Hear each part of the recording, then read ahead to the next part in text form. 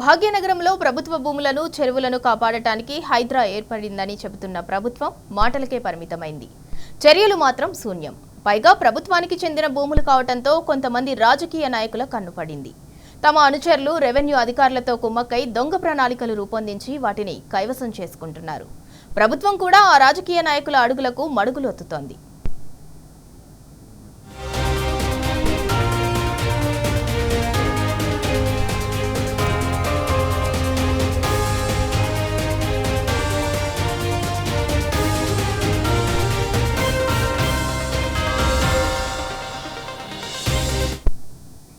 గాజుల రామారంలో 307 survey నెంబర్తో by నెంబర్లు వేసి కొంత భూమిని నాయకులు తమ ఆధీనంలోకి తెచ్చుకున్నారు.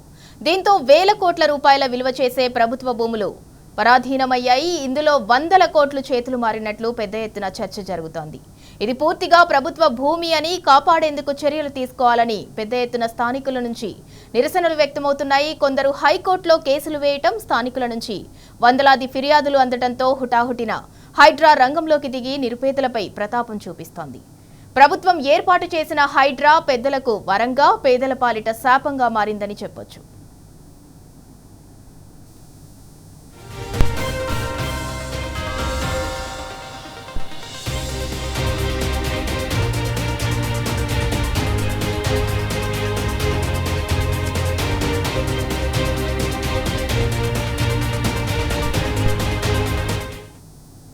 ప్రభుత్వ భూములు రక్షించేందుకు హైడ్రాను ఏర్పాటు చేసినట్లు చెబుతున్న ప్రభుత్వం స్థానిక ఎమ్మెల్యే ఆధీనంలోనివిగా చెబుతున్న భూముల్లో వెలసిన నిర్మాణాలను మాత్రం పూర్తిగా నేలమట్టం చేయలేదు.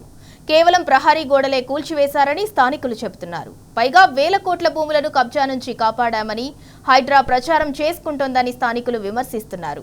ఎమ్మెల్యే అరికపూడి గాంధీకి సంబంధించిన భూముల్లో రేకులను తీసేసి కోట్ల రూపాయల ప్రభుత్వ భూములను కాపాడామని ప్రెస్ మీట్లో చెప్పింది ప్రభుత్వం. అయితే 24 గంటలలోపే హైడ్రా వేసిన ఫెన్సింగ్ ను కూల్చివేసి ఎమ్మెల్యే అరికపూడి గాంధీ సొంతంగా ఫెన్సింగ్ వేసుకున్నారు. దానిపైన హైడ్రా అధికారులు ఎలాంటి చర్యలు తీసుకోలేదు.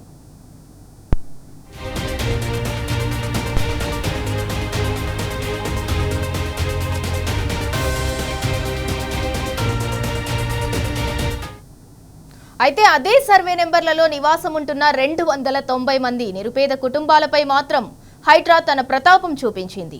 పేదలను రోడ్డున పడేలా చేసింది. ఎవరైనా మళ్లీ నిర్మాణాలు చేపడితే కఠినమైన సెక్షన్ల కింద కేసులు పెట్టి జైలుకి పంపిస్తోంది. మరి అదే చట్టం కాంగ్రెస్ పార్టీలో చేరినటువంటి ఎమ్మెల్యే అరికపూడి గాంధీకి వర్తించదా అని బీఆర్ఎస్ పార్టీ నాయకులు ప్రశ్నించారు. ప్రభుత్వ భూమి వద్ద పెద్ద ఎత్తున ధర్నా చేసినా హైడ్రా అధికారులు పెడచెవిన పెట్టారు. కాంగ్రెస్ ప్రభుత్వం అంటే పెద్దలకు వరంగా, పేదోళ్లకు శాపంగా మారింది. హైడ్రా అధికారులు ఏ చర్యలు తీసుకుంటారో అర్థం కాని పరిస్థితిలో ఉన్నారు ప్రజలు.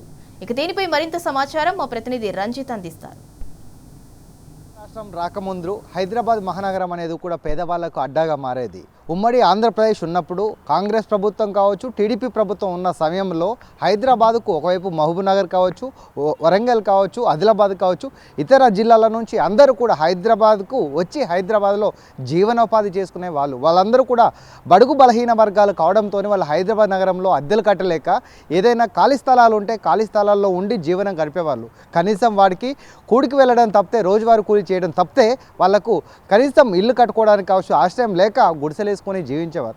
అలాంటిది తెలంగాణ రాష్ట్రం ఏర్పడ్డ తర్వాత ఏదైతే దాదాపు ఒక 3,000-4,000 మంది నివాసాలు ఉంటున్న ఏరియాలు ఏదైతే ఉందో వాటన్నిటికీ కూడా నీళ్లు ఇచ్చారు. దాంతోపాటుగా రోడ్లు, డ్రైనేజ్ వేసి వాళ్ళకు సౌకర్యాలు కల్పించాడు ఆనాడు ముఖ్యమంత్రి కేసీఆర్. ఆ తర్వాత 10 సంవత్సరాల్లో ఎలాంటి సమస్యలు లేకుండా సమస్యలు లేని హైదరాబాద్లో ప్రతి పేదవాడు వచ్చేసి సంతోషంగా బ్రతికే టైంలో కాంగ్రెస్ ప్రభుత్వం ఏర్పడ్డ 2 సంవత్సరాల్లో మొదలైంది హైడ్రా. ఈ హైడ్రా అనేది పేదవాళ్ళకు వచ్చేసి శాపంగా, పెద్దోళ్లకు వరంగా మారింది. ఎందుకనంటే హైదరాబాద్ సుందరీకరణ చేసేయడానికి హైడ్రా అనేది ఒక రావాలి. హైడ్రా ద్వారా వచ్చేసి హైదరాబాద్ అనేది ఒకవైపు చెరువులను వచ్చేసి పూడికలు తీయడము, దాంతో పాటుకు వచ్చేసి ఆ చెరువులు కబ్జా అయినటువంటి కాపాడడానికి హైడ్రా అనేది కాపాడుతుంది. దాంతో పాటుగా ప్రభుత్వ భూములను కాపాడుతుంది అని ఆ పేరిట తీసుకొచ్చారు ముఖ్యమంత్రి రేవంత్ రెడ్డి. ఇప్పటికే హైడ్రా ఈ 2 సంవత్సరాల్లో ఎక్కడైనా సరే కబ్జా అయింది అని అంటే దాన్ని మొత్తం అక్కడ కూల్చివేతలు చేపట్టి చుట్టూ ఫినిషింగ్ వేసి కోట్ల రూపాయలకు సంబంధించినటువంటి ఆస్తులను కాపాడుతుంది కాంగ్రెస్ ప్రభుత్వం హైడ్రా అని చెప్పి చెప్తున్నారు. కేవలం అవి మాటలకు మాత్రమే పరిమితయ్యే తప్పితే ఖచ్చితంగా చేతుల్లో మాత్రం శూన్యం అని కూడా చెప్పక తప్పదు. ఎందుకనంటే గాజుల రామారంలోని 307 సర్వే నెంబర్లో అదే పార్టీకి సంబంధించినటువంటి ఒక ఎమ్మెల్యే దాదాపు 12 ఎకరాల భూమిని కబ్జా చేస్తే దానిని మొత్తం కూడా డిమాలేషన్ చేసి దానికి చుట్టూ ఫినిషింగ్ వేసింది హైడ్రా. దానితో పాటుగా పేదవాళ్ళు నివాసం ఉండే అదే 307 సర్వే నెంబర్లో దాదాపు 290 కుటుంబాలు కాంగ్రెస్ ప్రభుత్వం కావచ్చు, టీడీపీ ప్రభుత్వం కావచ్చు, రాజశేఖర రెడ్డి, చంద్రబాబు నాయుడు, దాంతో పాటుగా ఎన్టీ రామారావు ఉన్న కాలం నుంచి కూడా జీవనం సాగించుకుంటూ బతుకు బండిని నడుపుతున్నటువంటి కుటుంబాలని ఒక్కసారిగా రోడ్డు మీద పడేసింది హైడ్రా. ఈ హైడ్రా అనేది 290 కుటుంబాలను చేసి దాదాపు 1500 కోట్ల రూపాయల ఆస్తులను కాపాడామని పేపర్ పరంగా ప్రకటించి దాంతో పాటుగా ప్రతిదీ కూడా లీగల్గా ప్రతిదీ పేపర్ ఆధారంగానే కూడా మేము డిమాలేషన్ చేస్తున్నామని చెప్తున్నారు హైడ్రా కమిషనర్ రంగనాథ్. ముఖ్యంగా చూసుకున్నట్లయితే 307 సర్వే నెంబర్లో దాదాపు 290 మంది కుటుంబాలని రోడ్డు మీద పడేసి వాళ్ళ యొక్క జీవనం సాగించినటువంటి రేకుల షెడ్లు కావచ్చు, కట్టుకున్న ఇండ్లను కూడా కూల్చేసినటువంటి హైడ్రా అధికారులు అదే సర్వే నెంబర్లో 307లో అరకెపూడి గాంధీ టీఆర్ఎస్ పార్టీ నుంచి అది ఆస్తులు కాపాడుకోవడానికి కాంగ్రెస్ పార్టీలోకి చేరినటువంటి అరకెపూడి గాంధీ దాదాపు 12 ఎకరాల భూమి, అది ప్రైవేట్ భూమి, దాన్ని నేను కొనుక్కున్నాను అని చెప్పి చెప్తున్నారు. అదే విషయం అనేది హైడ్రా అధికారులకు తెలియదా? హైడ్రా అధికారులకు తెలిసిన తర్వాత అది డిమాలేషన్ అనేది ఏ విధంగా చేశారు, దానిపైన వచ్చేసి స్థానిక నాయకులు కావచ్చు, దాంతోపాటుగా స్థానిక ఉన్నటువంటి వాళ్ళందరూ కూడా 307 సర్వే నెంబర్లో వచ్చేసి కబ్జా జరిగింది, ఎమ్మెల్యే వచ్చేసి కేవలం ఆస్తులను కాపాడడం కోసమే కాంగ్రెస్ పార్టీకి వెళ్ళాడని చెప్పేసి ఆరోపించినప్పటికీ దానిపైన విచారణ జరిపి 307లోని గాంధీకి సంబంధించినటువంటి ఏదైతే ఫ్లాట్లను ఏర్పాటు చేసి కొనుగోలు చేసే కార్యక్రమం చేస్తున్నాడో ఆ ఫ్లాట్లను అన్నీ కూడా మొత్తం డిమాలేషన్ చేసి హైడ్రా వచ్చేసి ఆస్తులను కాపాడేందుకు ఒక బోర్డు కూడా అక్కడ పెట్టడం జరిగింది. కానీ కాంగ్రెస్ పార్టీలో ఉండి అధికార పార్టీలో ఉండడం వల్ల కేవలం 24 గంటలలో ఆ ఫినిషింగ్ మొత్తం తీసేసి దానికి మొత్తం కూడా రేకుల ఫినిషింగ్ వేశాడు ఎమ్మెల్యే అరకెపూడి గాంధీ. ఇకపోతే 290 కుటుంబాలకి ఆసరా కల్పించకుండా వాళ్ళు కట్టుకున్న గుడులు రూపాయి కూడబెట్టుకొని కట్టుకున్న ఇండ్లను కూల్చేసినటువంటి రంగనాథ్ వాళ్ళకు ప్రత్యామ్నాయంగా ఏం ఆధారాలు చూపెట్టాడు? ఒక డబుల్ బెడ్రూమ్ ఇచ్చాడా? వాళ్ళకు ప్రత్యామ్నాయ మార్గాలు ఇచ్చారా? అంటే వాళ్ళని రోడ్డు మీద పడేసింది కాంగ్రెస్ ప్రభుత్వం. అంటే పేదవాళ్ళని కాపాడడానిక, పేదవాళ్ళ పొట్ట కొట్టడానిక ఈ హైడ్రా అనేది కూడా ఆగ్రహం వ్యక్తం చేశారు.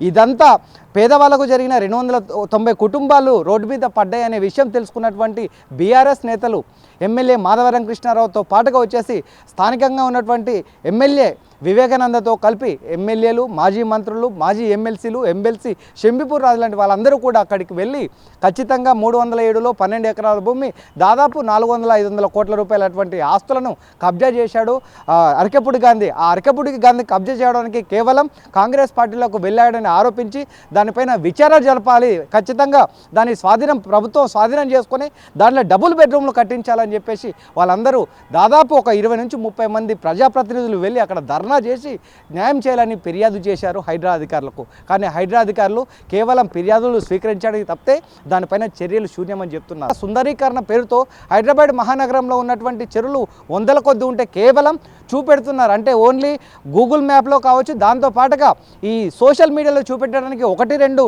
చెరువులను సుందరీకరణ చేస్తున్నారు తప్పితే అసలు మిగిలిన చెరువుల దగ్గర కబ్జాలు జరిగినాయి, ఏ ఆస్తులు కాపాడారు, ఏది స్వాధీనం చేసుకున్నారు అనేది కూడా ఒకటి లేదు. దాదాపు హైడ్రా కమిషనర్ చెప్పినంత వరకు 1000 కోట్ల రూపాయలు, అంటే దాదాపు 50,000 కోట్ల రూపాయల పైపరిధి కూడా కాపాడినట్టుగా ఉన్నాయి. కాకపోతే ఓన్లీ ఫినిషింగ్ వేయడానికైనా అదే వచ్చేసి ప్రభుత్వం హండర్లోకి తీసుకుంటున్నారా అనేది కూడా విశ్లేషకులు చెప్తున్న పరిస్థితి. ఏది ఏమైనప్పటికీ కాంగ్రెస్ ప్రభుత్వం ఏర్పడ్డ 2 సంవత్సరాల్లో హైదరాబాద్ నగరంలోని నలుమూలలో బతికించే పేద ప్రజలు ఎవరైతే ఉన్నారో ఆ జీవనం గడుపుతున్న వాళ్ళందరినీ కూల్చేసి వాళ్ళు రోడ్డు మీద పరిస్థితులు చేసింది హైడ్రా. దానితో పాటుగా బడా నాయకులు ఎవరైతే ఉన్నారో వాళ్ళందరి ఆస్తులు కాపాడడానికి కూడా సంసిద్ధంగా వాళ్ళ దగ్గర అంటే వాళ్ళకు సపోర్ట్గా నిలుస్తుంది హైడ్రా అని చెప్తున్నారు. దీనిపైన ఒకవైపు హైడ్రా అధికారులు కానీ కాంగ్రెస్ ప్రభుత్వం కానీ ఏ విధంగా చర్యలు తీసుకుంటుంది? 307 సర్వే నెంబర్లో 12 ఎకరాల భూమిని కాపాడినామన్నటువంటి హైడ్రా అధికారి ప్రెస్ మీట్ పెట్టి దానికి సంబంధించిన అన్ని అధికారాలు కావచ్చు, అన్ని దానికి సంబంధించినటువంటి డాక్యుమెంట్స్ కూడా మా దగ్గర ఉన్నాయి, ఖచ్చితంగా ఫేక్ డాక్యుమెంట్స్తోనే ఎమ్మెల్యే అరకెపూడి గారిని కబ్జా చేశారని చెప్పినటువంటి రంగనాథ్ అనేది దానిపైన ఎందుకు చర్యలు తీసుకోవట్లేదని కూడా బీఆర్ఎస్ పార్టీకి సంబంధించిన నేతలు కావచ్చు, విశ్లేషకులు ఆరోపిస్తున్నారు. ఏది అయినప్పటికీ పేదోడికి అనేది శాపంగా, పెద్దోళ్లకు వరంగా మారిందని హైడ్రా. ఇది గ్రౌండ్ రిపోర్ట్.